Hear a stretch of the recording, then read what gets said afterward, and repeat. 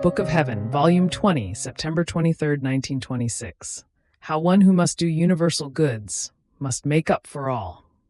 The three planes of the will of God.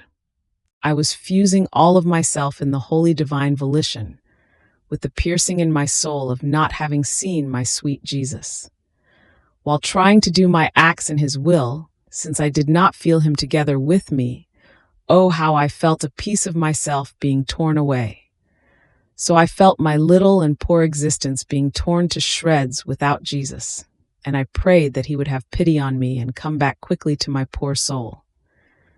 Then, after much struggling, he came back, but so very afflicted because of the human perfidy. It seemed that nations upon nations were brawling among themselves, to the point of preparing deposits of weapons in order to fight against one another, preparing unexpected things to make battles arise. What madness, what human blindness. It seems that they no longer have sight to see good, order, harmony, but they have sight only to see evil. And this blindness makes them go off their heads, and so they do crazy things. So, in seeing him so afflicted because of this, I said to him, "My love, leave this sadness. You will give them light, and they will not do it. And if my pains are needed, I am ready, as long as they all remain in peace." And Jesus, with dignity and severity, told me, "My daughter, I keep you for myself, to form in you my kingdom of the supreme fiat, not for them. I have made you suffer even too much to spare the world, but because of their perfidy, they do not deserve that I keep making you suffer for their sake." And while he was saying this, it seemed that he was holding an iron stick in his hands, in the act of casting it over the creatures. I was frightened, and I wanted to relieve Jesus from his affliction. So I said to him, "Jesus, my life, for now let us occupy ourselves with the kingdom of your will, so that you may be relieved.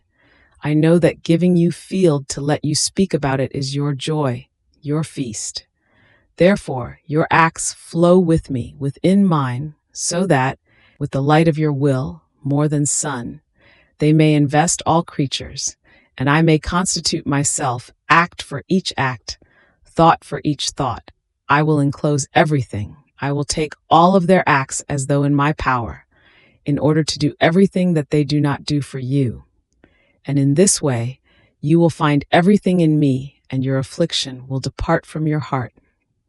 And Jesus, condescending to my yearnings, went around together with me, and then told me, "My daughter, what power my will contains. It penetrates everywhere as light, it expands, it gives itself to each act, it multiplies itself to infinity. But while it does so many things and multiplies in each thing, it remains always one as it is, keeping all of its acts, without dispersing even one of them. See, my daughter, the first plane done in my will, in the name of, and for all creatures, was done by the sovereign queen. And she obtained for all creatures the highest good of making the longed-for Redeemer descend upon earth. One who acts for all, in the name of all, and makes up for all, earns universal goods that can serve all. The second plane done in my supreme will was done by my humanity. I embraced everyone and everything, as if all were one. I satisfied for all.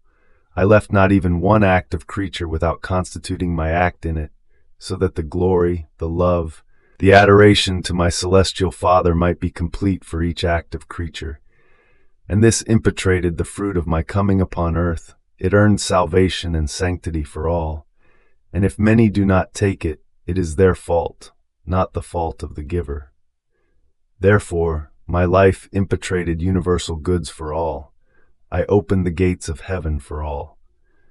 The third plane in my will be done by you, and this is why in everything you do, I make you act for all, embrace all, make up in the name of each of their acts. Your plane must be equal to mine, it must be unified to that of the celestial Empress, and this will serve to impetrate the kingdom of the supreme fiat.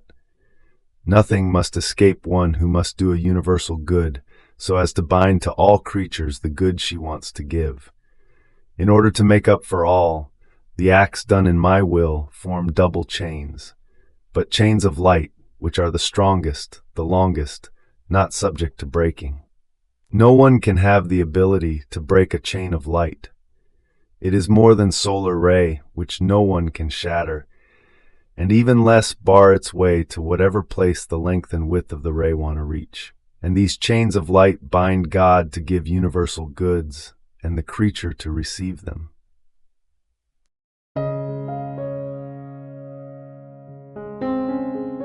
Thank you for being a part of our community here at Divine Will app. If you enjoy listening to Jesus' lessons on how to live in the divine will, please give this video a thumbs up. Your likes help us reach more souls yearning to live in the kingdom of the divine will. We'd love to hear your thoughts and reflections, so drop a comment below. Your insights not only enrich our community, but also inspire others on their spiritual journey. And don't forget to subscribe to our channel. By joining us, you're helping to spread the news of the kingdom of the divine will, so that together we can bring His kingdom to reign on earth as it is in heaven. In the divine will, always.